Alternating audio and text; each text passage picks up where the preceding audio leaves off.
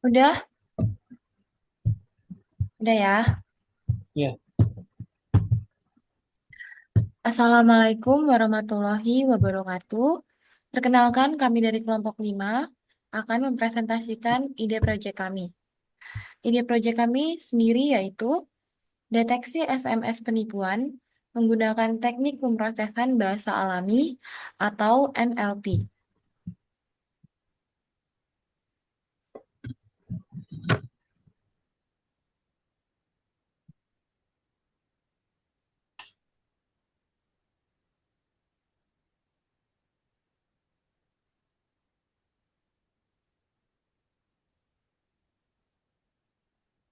Sebelumnya, perkenalkan, nama saya Maria Sisilia dengan NIM 168. Saya Frista Renata, Budiatmaja dengan NIM 154. saya Dimas Rahman dengan NIM 211.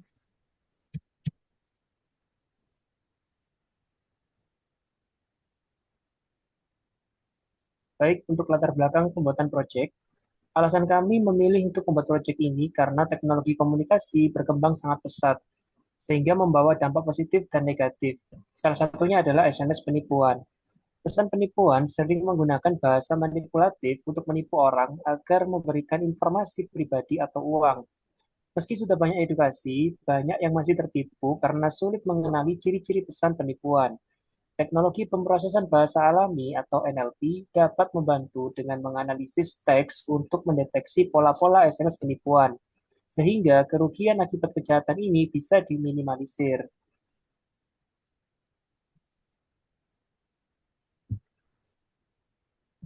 Pemaparan ide proyek.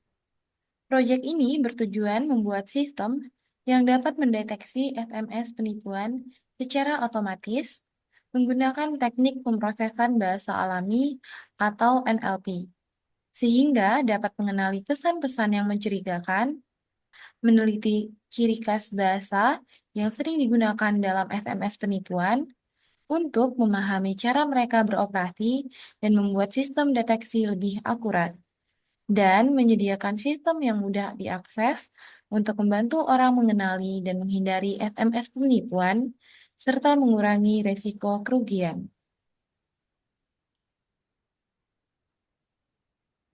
Selanjutnya, saya akan menjelaskan diagram tahapan-tahapan yang akan kami lakukan selama menjalankan proyek. Jadi, tahap yang pertama adalah mempersiapkan dataset.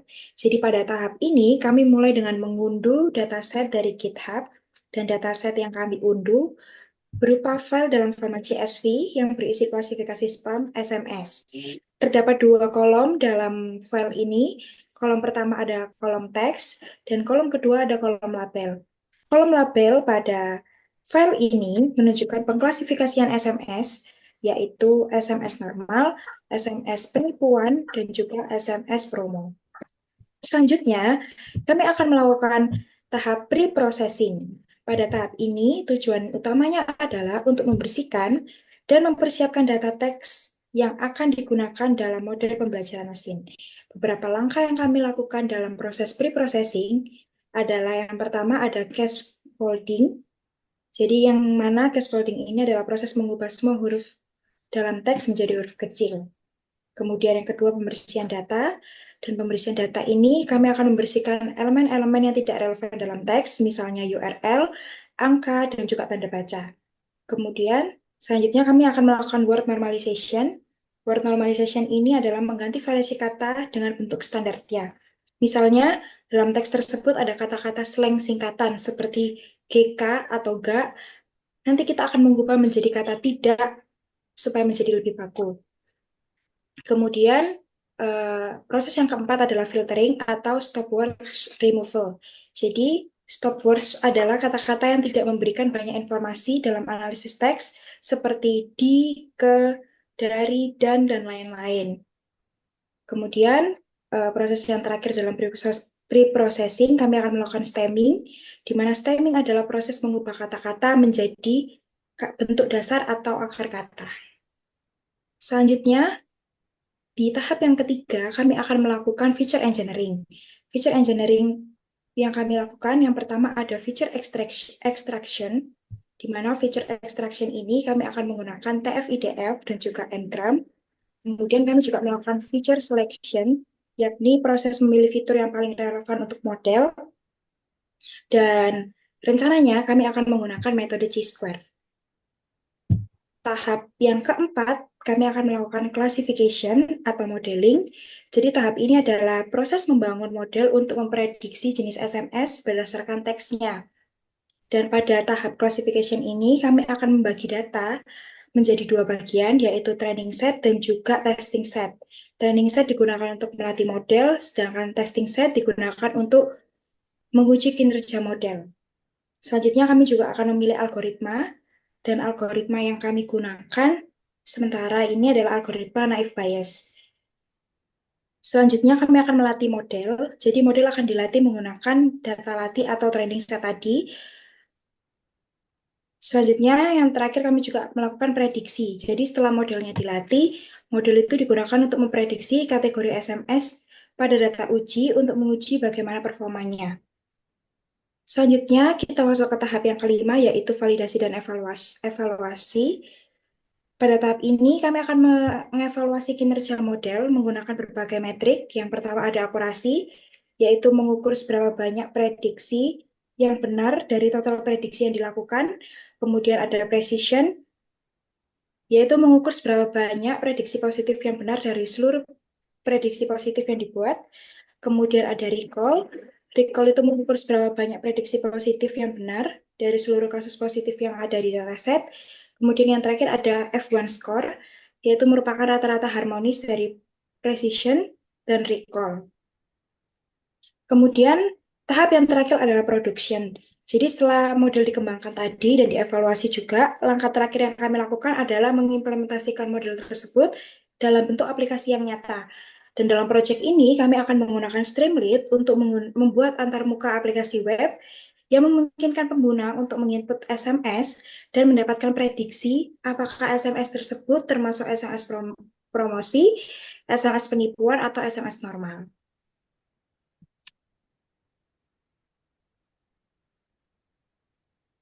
Baik, ini adalah dataset yang kami gunakan. Seperti yang sudah dijelaskan oleh rekan saya sebelumnya, kami mengambil dataset dari GitHub, yaitu klasifikasi spam SMS. Data ini ada sebanyak 1144.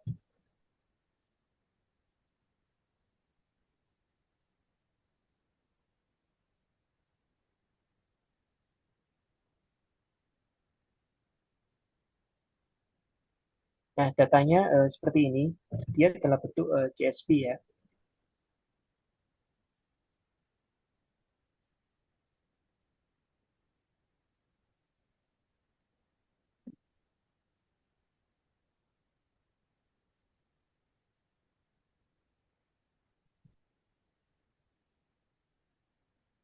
Baik, untuk selanjutnya adalah referensi yang kami gunakan. Di sini ada dua jurnal. Yang atas itu adalah jurnal internasional dan yang bawah itu adalah jurnal nasional. Nah, seperti ini untuk jurnal internasional.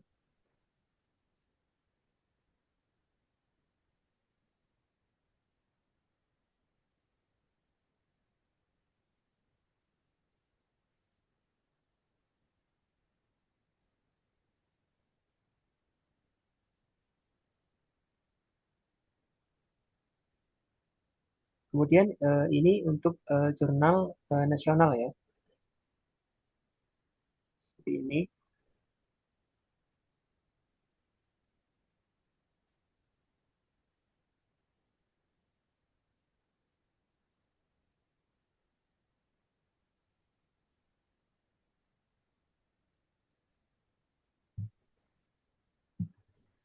Selanjutnya adalah output yang kami inginkan. Dapat dilihat di layar. Seperti ini output yang kami inginkan, yaitu dengan ada masukan teks SMS, kita bisa langsung meng-copy paste teks SMS yang ingin kita deteksi.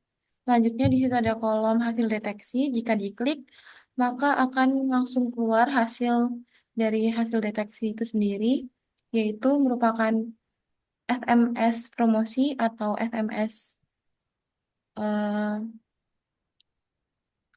normal, ataupun SMS spam. Oke, selanjutnya. Selanjutnya, saya akan menjelaskan progres dari proyek kami.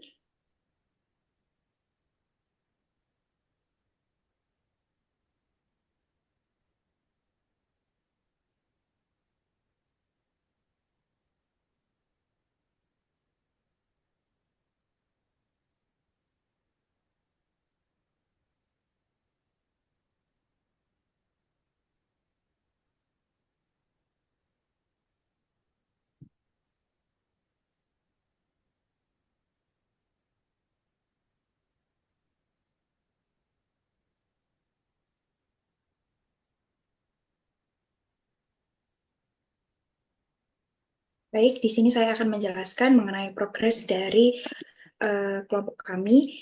Jadi kami sudah melakukan tahap yang pertama dan kedua, yaitu mempersiapkan dataset, kemudian kami juga melakukan pre-processing pada dataset tersebut. Di sini, seperti biasa, pertama-tama kami mengimport library. Kemudian di sini ada load dataset, jadi kami menampilkan dataset pada Pandas. Ada dua kolom di sini. Kolom yang pertama ada kolom teks, ini berisi banyak SMS-SMS. Kemudian di sini ada label, dan label ini menunjukkan pengklasifikasian SMS, baik itu SMS normal, SMS penipuan, maupun SMS promo. Selanjutnya, kita masuk di tahap pre-processing. Jadi pre-processing yang pertama kami melakukan case folding. Jadi di sini kami merubah kalimat menjadi huruf kecil, kemudian menghapus semua URL dalam kalimat, menghapus angka dari kalimat, dan juga menghapus tanda baca. Untuk fungsinya seperti ini. Dan di sini kami mengambil sampel dan melakukan perbandingan before dan after sebelum dan setelah melakukan case folding seperti ini. Jadi di sini awalnya ada angkanya, kemudian setelah dilakukan case folding, di sini angka dan tanda baca juga sudah hilang. Selanjutnya kami melakukan word normalization.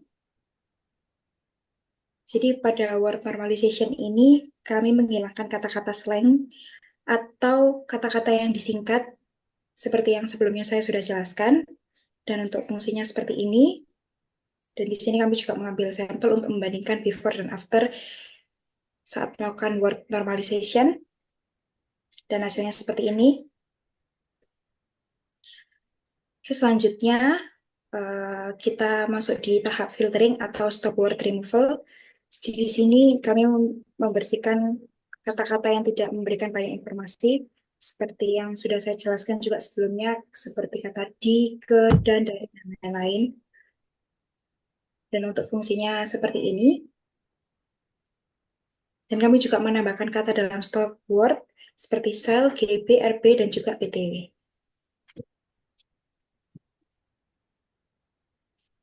Dan di sini kami menampilkan kata-kata setelah dilakukan case folding dan juga stop word removal seperti ini.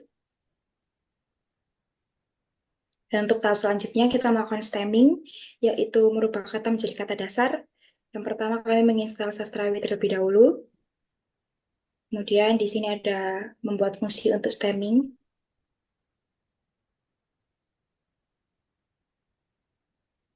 Dan hasilnya seperti ini setelah dilakukan proses case folding, stop force, stop word removal, dan juga stemming seperti ini. Kemudian selanjutnya ada text processing pipeline. Jadi kami membuat fungsi untuk menggabungkan seluruh langkah dari text pre-processing mulai dari awal. Yang pertama ada case folding, kemudian text normalize, remove stop words, stemming, dan stemming. Selanjutnya data yang sudah dibersihkan, yang sudah dilakukan beberapa tahap pre-processing akan kami save dalam bentuk CSV yang modelnya seperti ini. Jadi yang kolom pertama ada teks, kemudian ada label, dan juga yang kolom ketiga ada clean text. Ini adalah hasil dari pre-processing.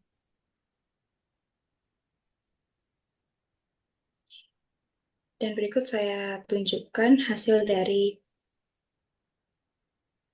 pre-processing kami. Jadi yang pertama ini ada teks aslinya, kemudian ini ada labelnya, dan ini adalah clean text atau teks yang sudah dilakukan pre-processing.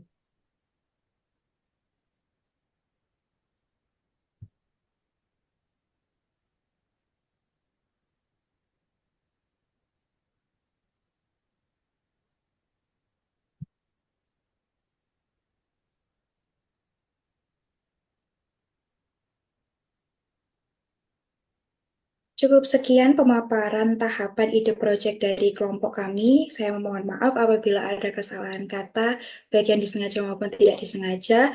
Kami juga sangat menerima saran dari Ibu dosen untuk proyek kami dan untuk perkembangan proyek kami ke depannya. Terima kasih. Wassalamualaikum warahmatullahi wabarakatuh. Terima kasih. Mari kita lihat. Stop.